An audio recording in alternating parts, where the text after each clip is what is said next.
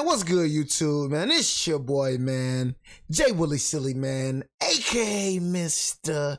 Take It Easy for you and all I easy. But hey, man, make sure y'all follow my Instagram, man, and Twitch in the description down below. Everything you know about your boy Jay is in the description down below. You know what I'm saying? Franchise day, you know, and bro, I don't understand when it comes to a lot of y'all joining my franchise, bro. You think this franchise is forever, bro? Bro, we're doing literally 3 seasons, bro. We finished a whole season in like 2 or 3 days. You know what I'm saying? Like, bro, you can't do 3 seasons, 8 to 12, bro. You really that busy, bro? You know what I'm saying? I get if niggas working second shift. That's crazy if you working 8 to 12. Like, that's crazy. You know what I'm saying? If you working through that, that's crazy, nigga. Anybody working second shift is crazy. You feel me? Morning shift all the way when I used to work. Morning shift. That's all I wanted, nigga. Second shift, nigga, please. You know what I'm saying? I wake up at 6 o'clock, get out like 2 o'clock p.m. Still got half of the day to myself. You know what I'm saying? Just keeping it real with you. You feel me? But, bro, you feel me? 8 to 12, I said it that way, bro, because, you know, majority of the people, bro, that's when they home 8 to 12, bro. I realize you got stuff to do. I realize some of y'all got homework and all that. You feel me? So 8 to 12. And you got to realize, like I said, this is a job for me, bro. You know what I'm saying? Like I get paid playing video games. Like, bro, I don't work. That's why I'm trying to tell you, I don't work. Every day is a weekend, bro. You know what I'm saying? I don't work. So it's just like, for me, I'm really free every day. I'm gonna just keep it real with you. You feel me? I get paid for playing a video. And I ain't even trying to brag. I get paid playing a video. I get paid for doing videos, bro. It's my job. You know what I mean? So it's just, you know, that's why I just be like, nigga, you feel me? But I just really gotta understand that a lot of y'all got school. A lot of y'all got, you know what I'm saying, work. But that's why I say, bro, if you cannot keep up, if you know you cannot be on every day 8 to 12 mandatory, bro, then cuz you acting like I'm saying 3 to 12, 3 p.m. to 12 p.m. I'm saying 8 to 12, bro. So if you can't be on 8 to 12, bro, you know what I mean? I tell you first, I say don't join the franchise. If you cannot be there, if you quit game, like, you know, I set rules in place for a reason. If you can't do it, why are you joining, nigga? Weirdo. That's why I look at you like you weird, because it's like, nigga, I said what it, like, you don't even have to join, but you still, like, you know what I'm saying? Like, but anyways, like I said, if you want to join the franchise, we in the 2nd season right now, week 1. Discord chat is in a Discord link is in the description, bro, and I will you know, see what I can work with, you know what I'm saying, when it come to y'all. But we got 911 Mox kidnapped mom freezing to death. 911 Mox kidnapped mom freezing to death. That's crazy. You know what I mean? Honestly, is that a charge? You feel me? Mocking her when you supposed to be helping her? That's crazy, man. I tell y'all, man, some of these people in this police force, man, telling you, bro, just do it for a check. Care less about the community.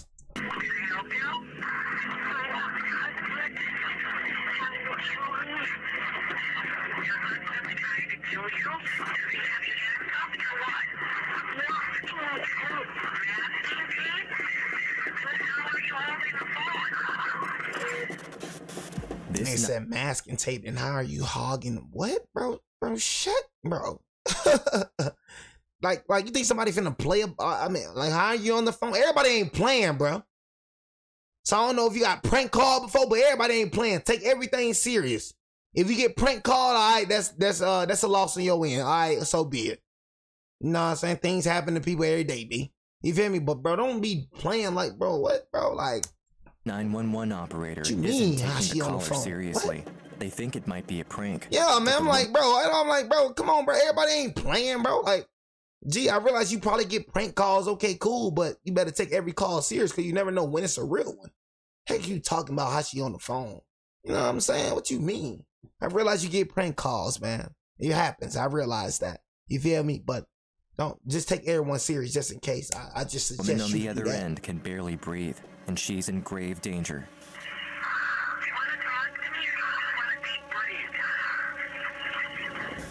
Even though the caller is running out of air, she's able to get crucial information to the operator, desperate for them to believe her.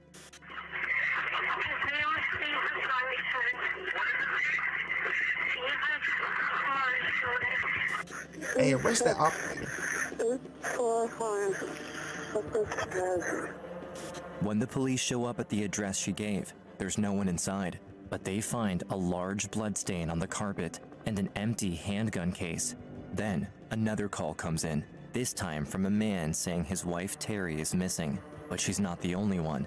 Her 2 daughters also vanished, without a trace. It hit me like nothing ever before in my career. He is a very dangerous, cold-blooded monster. The vehicle should be occupied by David Larson, his wife, and 2 small children. There's some slim chance that she could still be alive, and we weren't going to rest until we found her and her children safely.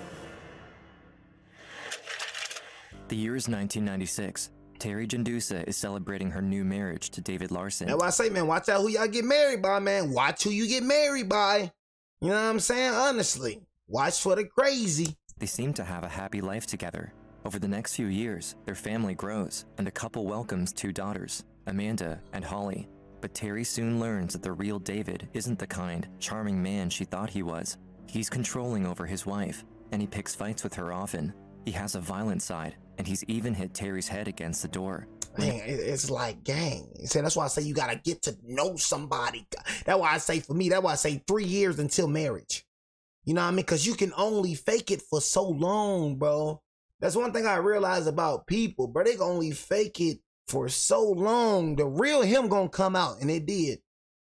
The real him gonna come out. He been trying to act like he's this little nice little David. How you do, Mary? Trying to act like he's just this good dude. Now when you married him, now it's a whole different side. So now you like, bro, who did I marry? It's a whole different side. That's the real him that he wasn't showing. You fell in love with a fake nigga. You know what I'm saying? The real nigga that you don't know of, that's him. That's him. If a dude show you who he is, that's him. The dude beating on you, a dude grab you, a dude aggressive with you. For me, boy, I'd never been aggressive with no woman. I'd never put my hands, I never laid a finger on a woman, bro. Ever. Never going to. So if a dude, your boyfriend, you looking at, if your boyfriend putting hands on you, yanking you up, being aggressive with you, that's a red flag, but you need to go. But a lot of y'all like that toxic ish, though. Gonna lead to you getting killed. It's gonna lead to you getting murdered. It's way easier said than done to leave. Man, girl, leave. Junk ain't hard. Leave, girl. Just scared. No, I said, girl, leave. Leave. Whenever he has an outburst, he tries to convince her that it's all her fault. She's the one who needs to do better, and then he won't be angry. Terry's scared of what he might do, and she tries as hard as she can to keep him happy, but even the smallest thing can set him off. One day, Terry's making dinner like usual, but when David sees a box of pasta on the counter, for some reason, it infuriates him, and he yells at her to put it away. It's almost like evil overcame him. He actually pushed me. My little one started crying. I'm holding this infant. He's like 2 months old. And I cannot look at these children and think that this is the life that they're gonna have. It was at that point where I knew we were out of here. No cap. Terry has been enduring David's abuse, blaming herself for how he treats her. But as soon as he shows that he's a danger to the kids, she fully realizes that he is the problem. Determined to protect her girls, she knows she has to end the marriage. Their divorce is finalized on January 31st, 2001, but it comes with bad news for Terry. The judge grants her and David joint custody. Even though he was abusive to Terry and she did all she could to get away, she still has to let him see Amanda and Holly. I'll be saying when it comes to this system's so weird, boy. It's gotta be a weird system. That's why I said, man, this system made by the devil or something. You know what I mean? This system can't be made for good, bro. I ain't gonna lie to you. And then everybody, oh, this evil little monster. How could you? You have a part of that. These kids get murdered, their blood is on your hands. Judge, the blood is on your hands. They think the blood ain't on their hand. The blood is on your hands. On the day that the divorce was actually final, we walked out of the courtroom. He looked at me and he said, "You're gonna regret this." Terry has escaped after years of abuse, but the danger is far from over. She worries for her kids every time she has to drop them off for visits with their father. David's threats are constantly in her mind, and it's hard for her to trust again. She finds comfort and support when she meets Nick Nikolai, and she begins to open up again. They start dating, and Nick shows her the love she deserves. I loved her for how she related to the girls and who she was and the whole package. They were a very happy family, and Nick embraced those children like they were his own. Everything was how it should be. In 2003, Terry and Nick get married. It should be a time full of joy and celebration, but she soon finds that her ex-husband isn't ready to let her go. Dave had said she was going to regret the day that she married Nick. He had told her one time that in his eyes and in the eyes of God, they were still married. So by her dating and remarrying. Man, that is true though. Like, y'all probably like, what? But that is true. But bro, that don't mean you can go all psycho. You know what I'm saying? So she really can't remarry. God look at this like it's adultery. No cap. God not saying you can't like divorce. You know what I'm saying? Like, you know, you getting beat on, you getting like cheated on. Of course God gonna want you to divorce, but he just saying you can't get married again until your husband that you've married before dies. So that's really like that's true, but that don't mean you can go all psycho though. That don't mean, oh yeah, you mine. You know, no. Like I said, when it comes in God's eyes, yeah, you feel me? Y'all still, you know what I mean? But no, that don't mean you can go all psycho and all. No, she left you, bro, and that's what it is. You feel me? She left you, G. You feel me? You beating on her and all that. She had a good reason to leave, and God understands that. You feel me? But God's word is God's word, though. You feel me? So remarrying, it's kind of like committing adultery. You feel me? A lot of y'all didn't know that. You divorce a man, you cannot marry until that man is dead. You feel me? When he's deceased, God look at you like you're a widow now. Okay, you can go and marry again. But God look at y'all like y'all still husband and wife though. But you know what I'm saying? God understands why. You feel me? Y'all separate. He's an understanding God. But y'all got to get into the word. I would say you got to get into the word, but you got to understand. It's an understanding God. Of course, God don't want you to stay with a man that beats on you. Of course, God don't want you to stay with a man that cheats on you. You know what I'm saying? Of course not. You feel me? But that's just God's word. She was going against God's will. He thought, but it's not God's I can't control her anymore. And I think that's when he was really plotting to kill me. On January 31st, 2004, the anniversary of Terry and David's divorce, Terry doesn't know that her worst fear will soon come true. She's going to pick up her kids, the now 4-year-old Holly and 6-year-old Amanda, after a visit at their dad's house. That's why I say, y'all, when it come to that, you got to be careful who you marry, because marriage is like real serious with God. Like, that's serious, bro. That's why I be saying, like, when you marry, bro, stop just marrying because you like the man, you like the woman. Get to know her. Like, you got to, like, really get to know her. Take a while to marry. Like, why y'all be waiting until y'all be getting married so early, bro? Like, wow, I got to know. I got to know it. I got to know you. Her husband, Nick, offers to go with her, but she decides to go alone, fearing that bringing Nick might make things worse. David has a short temper, and Terry wants to do what she can to keep him from getting angry in front of the girls. Even though she has to see her abusive ex-husband, Terry is in good spirits, excited to see her daughters again, and tell them the big news about their family. It was a very happy morning. We learned the night before that Terry was pregnant, so we were on cloud 9. Terry can't wait to tell her daughters that they're going to get another sibling. It's 10 a.m. when she walks up to David's house and knocks on the door. He answers, and it seems like he's in a better mood than usual too. He tells Terry the girls are playing inside. She steps in to go get them, but she doesn't see them anywhere. It feels like something is wrong. Suddenly, before Terry has a chance to move, everything goes dark. I remember the feeling of being smashed in the head. The next thing I knew, I was face down on his living room floor. My whole body just felt like I was paralyzed. Before she can process what's happening, David is wrapping duct tape around her, and Terry's instincts kick in. My first thought was, where are the girls? I can't die. I have to help my girls. He was trying to suffocate me, and he had his hand over me. I remembered something that I saw in a movie, and it said, turn your head away, turn your head to the side, and I kept doing that, and he was losing his grip. And he was getting frustrated that I wasn't going down as easy as he wanted me to. She fights as hard as she can, but she's losing blood quickly, and she can't escape. To her horror, David throws her inside a garbage can, and he starts packing snow and ice all around her. Then, she hears him wrapping the tape around the lid to trap her inside. He picks up the garbage can, puts it in the back of his truck, and covers it with a tarp. Weird. I didn't know if he was going to dump me in the woods somewhere. That's God's will? I don't know why he didn't just shoot me by now, unless he just really wanted me to suffer. Terry's mind is racing. If he kills her and gets away with it, he might get sole custody of the girls. He could hurt them too once she's out of the picture. Terry quickly tries to figure out if there's anything she can do. She realizes David made a huge mistake. He didn't notice she still had her phone with her. I've got my phone in my jacket pocket, and I reached down and I could feel the numbers, and I called 911.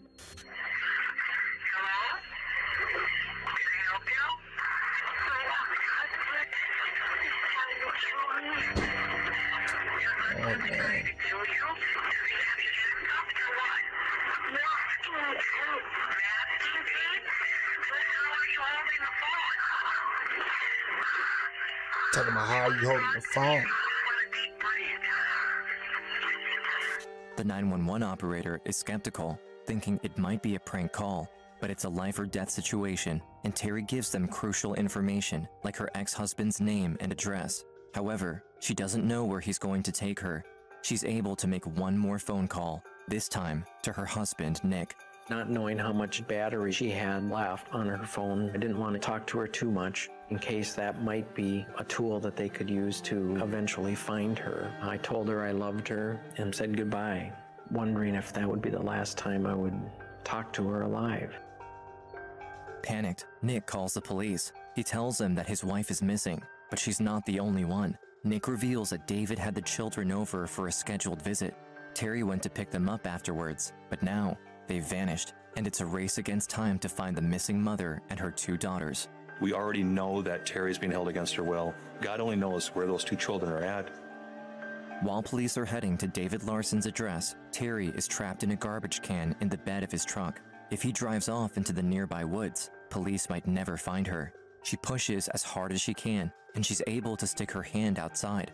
She waves frantically, hoping there's someone passing by who might see her.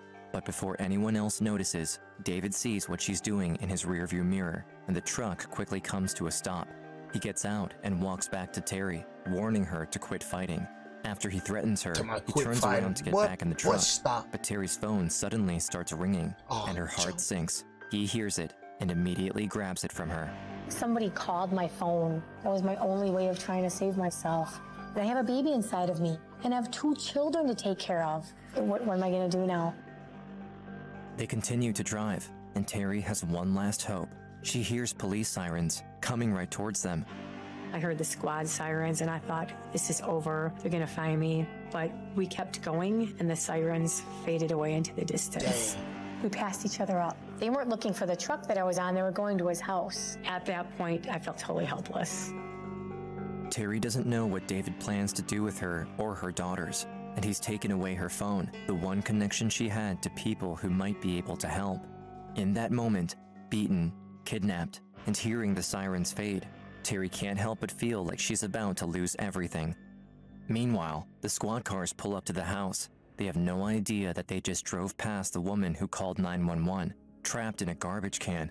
When they enter the house, they don't see anyone inside, but as they search for anything that could help, they notice the house is filled with pictures of her and David from their wedding.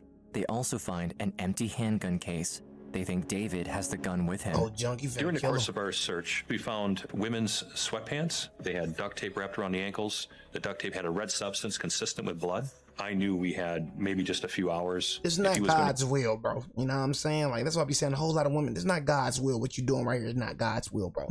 You know what I'm saying? You're going against his will. Matter of fact, what you finna murder, he said, thou shalt not murder. You know what I mean? Now you're finna murder. So you're talking about God's will. You're going against that.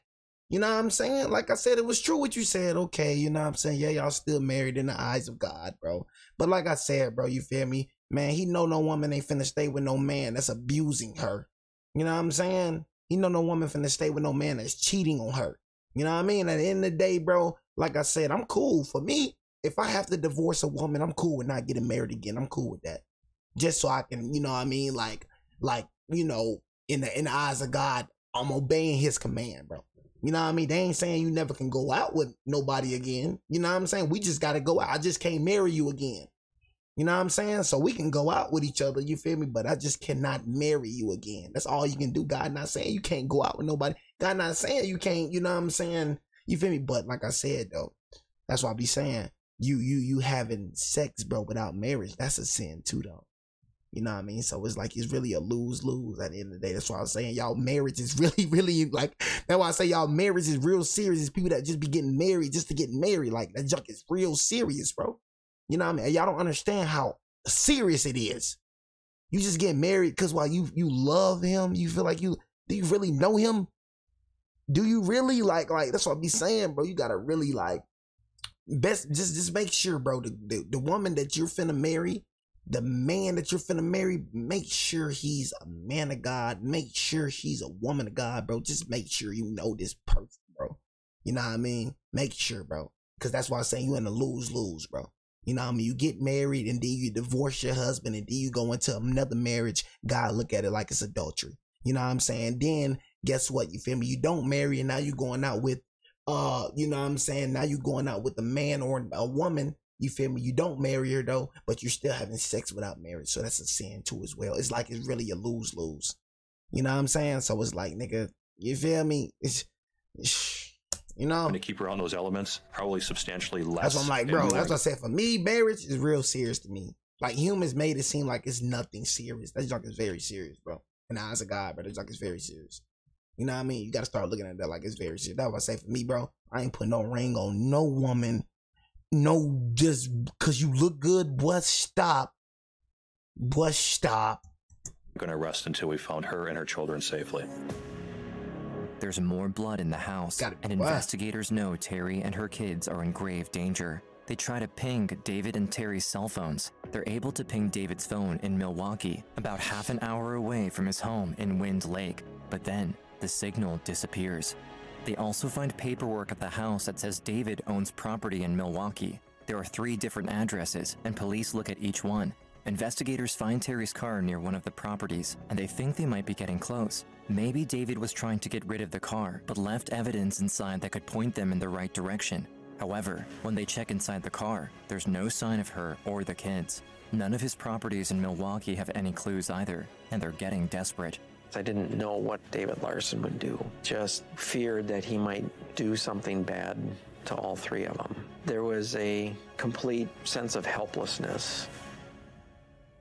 Back in David's truck, all Terry can think about is what her ex-husband is going to do to the girls. Suddenly, the truck comes to a stop, and she hears her daughters outside. And the next thing I knew, I could feel the garbage can being picked up. I could hear the girls running and laughing, and I didn't want to call out to the girls because I knew, number one, they were so little, they wouldn't be able to do anything anyway, and number 2, I didn't want to traumatize them. Even nearing death, Terry wants to do all she can to protect her daughters, and in that moment, she makes a heartbreaking decision not to say a word. Hearing them laughing and playing, she knows they haven't been hurt, but if they find out their dad attacked their mom, it would only put them more at risk. David might turn his anger on them. She has no idea where David has taken her, but then he sets the garbage can down and starts stacking things on top of it. I was silent all this time because I wanted him to think that I was dead so he wouldn't shoot me. It was then I thought, I am in this frozen tomb. I'm gonna die. Terry's losing hope, wondering if David is going to beat her more or just leave her to die. Then she hears a door close and everything goes quiet. He took the girls with him. She's now completely isolated, away from everyone she cares about. After waiting a few minutes to make sure he's gone, she starts yelling for help as loud as she can, and she tries to make her escape. I was clawing and scraping and pushing. I got the lid off enough where I was getting some air in and I was breathing. I was praying, please get me out of here. Please keep my girl safe. Terry is finally able to breathe a little more, but with her injuries in the... I'm surprised that he probably thought you was gonna die or something. I'm surprised that he just left you there. You know what I'm saying? How crazy bro seemed. I'm thinking bro would have, you know what I mean, drove you in the middle of the wilderness and shot you dead out there. You know what I'm saying? That's what I thought he was finna do when they said they ain't find no gun in his gun case. You know what I'm saying? Frigid temperatures. She's fading fast. At the same time, police are searching everywhere they can for any leads. An Amber Alert is issued. They're shocked to hear that David showed up to work like usual in Wheeling, Illinois, driving the same green truck from the Amber Alert that cops have been looking for. Dang. It struck me as odd that he would just show up to work as if nothing happened. They bring David in for questioning right away. He tells police he's shocked to hear about Terry's disappearance, and he wants to do anything he can to help find her. Investigators play along, letting him think they believe his act. As David claims that Terry never showed up to pick up the girls, his lies pile up. He says he was home all morning, but detectives know from pinging his phone and finding Terry's car near one of his properties that he was half an hour away in Milwaukee. I was armed with lots of information that he didn't know that I knew about. And I said, David, you could not have been at your house at 11:30 this morning. I had squads there at 11:03, and you weren't there. We kicked down the door looking for Terry because you know why? She called 911. I said, and remember when you told me that Terry never showed up? I know that's a lie, David, because we found Terry's bloody clothing in your home. Now, David's getting nervous, fidgeting in his seat. He started rubbing his pants. I looked because I didn't see this at first. He had dark stains. So as I'm calling him on his lies, and I said, in fact, you even have Terry's blood on your jeans. David's act starts to falter. Suddenly, he changes his story. He admits that Terry did show up at his house that morning. He had told me he's a good dad. He was putting the children's homework into their backpacks. So while his back was turned towards the front door, Terry was now in his home, unbeknownst to him. He said, I turned around and Terry was standing behind me with a hammer raised over her head with her pants down around her ankles. But it's like, really? With the pressure building, David's lies are becoming more outlandish by the minute. He tells police he was surprised that his ex-wife would sneak in and attack him out of nowhere, and he had to do what was necessary to defend himself. Fearful for his life, he indicated, he reached next to a blue trash can, grabbed a baseball bat, which happened to be there, and he swung it for dear life, striking Terry in the face. He indicated he grabbed duct tape, but he doesn't know why. He's going to sit there and tell us that he can't remember, that it's all blur. This is the mother of his kids. He knows what he did to her. The detectives don't believe a word of David's story of self-defense, but they have to keep him talking, hoping he'll slip up more. They question him for hours, but he won't reveal anything that will help them in their search. He is a very dangerous individual, and in my view, a monster. Cold-blooded, doesn't give a care about anyone but himself. Meanwhile, Terry's situation has gone from bad to worse. There's no heat, and she's still packed in with snow, trapped in the duct-taped garbage can. Her body temperature is dropping rapidly. My hands hurt really bad. My feet were literally freezing. I kept trying to get my hand down there to cup my feet, and I couldn't. Terry feels her eyelids start to drop. She desperately wants to rest, but she knows that would be a death sentence. My head was still bleeding. There were a couple times when I was just so drained. I thought, I need to rest a little bit. Then right away I thought, I know I can't, because I know if I rest, that's going to be it. And I just remember doing anything and everything I could to keep myself awake and to try to get out. Terry has lost too much energy to escape from the garbage can. God, but what you put on top of that garbage can, man? Some cement? You know what I'm saying? Like, God. Hard as heck to get out of that garbage can, eh? She's losing hope that anyone will be able to find her. She doesn't even know where David left her, but there's one thing that keeps her going. What about my kids? I'm here and I can't protect them. But that is the adrenaline that kept me going. That is what kept me alive. She's not even thinking about herself, she's thinking about the kids. Terry is barely hanging on, but she finds the will to fight through the thoughts of her daughters.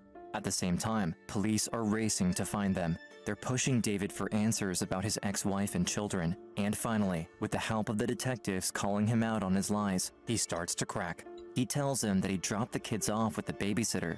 They finally have a lead on the location of the girls, but with all of his lies already, they don't know what they'll find at the address he gives them. Following up on their only lead, police approach the house with caution. They find that, for once, David told the truth. We found the girls safe at that address. So look out, they don't even know what's going on. Look out. And it, just innocent kids don't even know what's going on. Just happy it worked out the way it did. It's a huge breakthrough. Not only are the girls both safe, but they might know something about what happened to their mom. But Amanda and Holly both say they didn't even see her that day. And even though David revealed where the kids were, he still has no interest in helping save their mom. Investigators confiscate his personal items, like his wallet and clothes. He has business cards in his wallet, and police start calling every phone number they can find. They're not having any luck, until they see one card that stops them in their tracks. One of the investigators saw a card for a storage unit in Wheeling, Illinois. And when we called them, we asked the guy working the counter, hey, does David Larson have a storage unit here? Yes, he does. When was the last time he was there? Well, he was here yesterday. Finally, police think they know where he took Terry. They race to the storage unit. knowing she's enduring frigid temperatures. Gee, you was in that, bro, you was in a trash can full of snow for 27 hours. You didn't go to sleep, bro. You didn't go to sleep for 20, bro. And serious untreated injuries, and there's not a second to waste. I remember that when we first walked in, it was really, really dark and really cold. We started to call out, "Ma'am, are you there? It's the police. We're here to help you." At first, there's no response. They use a pry bar to get inside the storage unit. There's boxes and plastic containers on the floor. But then, they see a garbage can with the lid duct taped closed. I noticed a two-tone, like a black and like wood-colored baseball bat on the side, but I could see what appeared to be dried blood on the bat, and I just remember getting chills. Meanwhile, Terry is drifting in and out of consciousness. She doesn't know how much longer she can hold on, but suddenly, she hears a sound.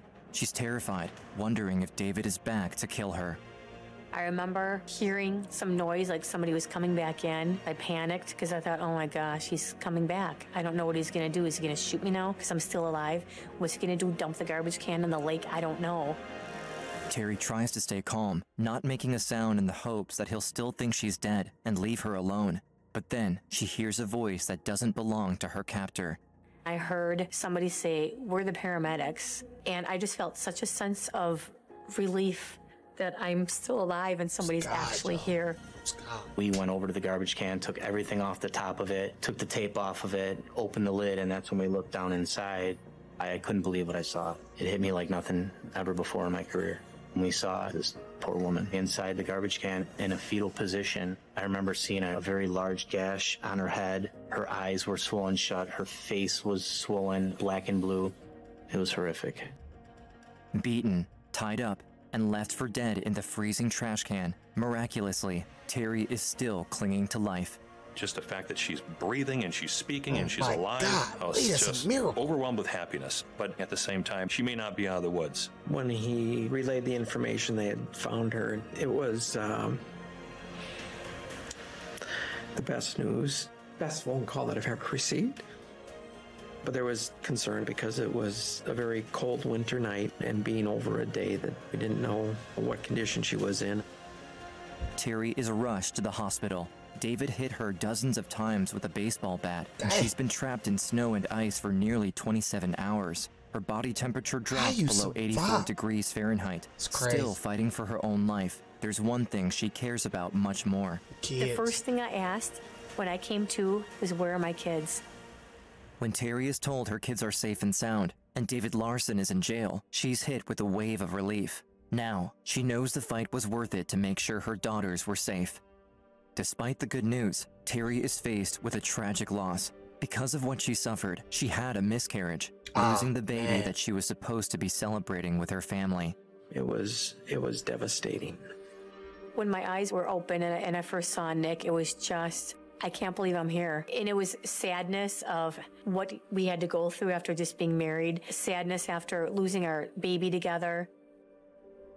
Terry does all she can to focus on the positives. She's still alive, and so are her two daughters. Because of frostbite, they have to amputate Terry's toes, but even that is almost a relief for her to hear.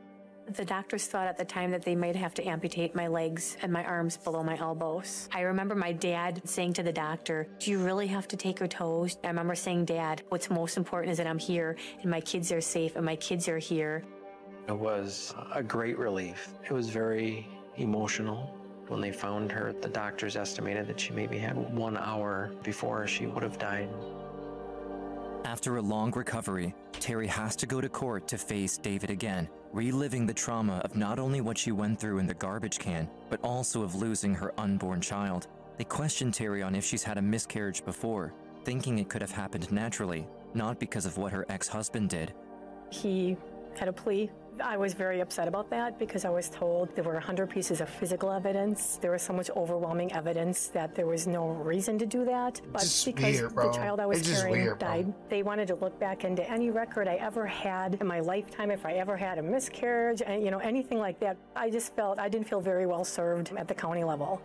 System weird. Terry still has to keep fighting to treating make sure treating you like you the one that did it or something. You know what I mean? Like, dang, this nigga didn't try to kill the woman. You know what I'm saying? But you know what I'm saying? Like, it just be crazy. This system so weird, bro. She brings her abuser to justice. At the federal level, David Larson is sentenced to life in prison, and Terry and her family are finally safe.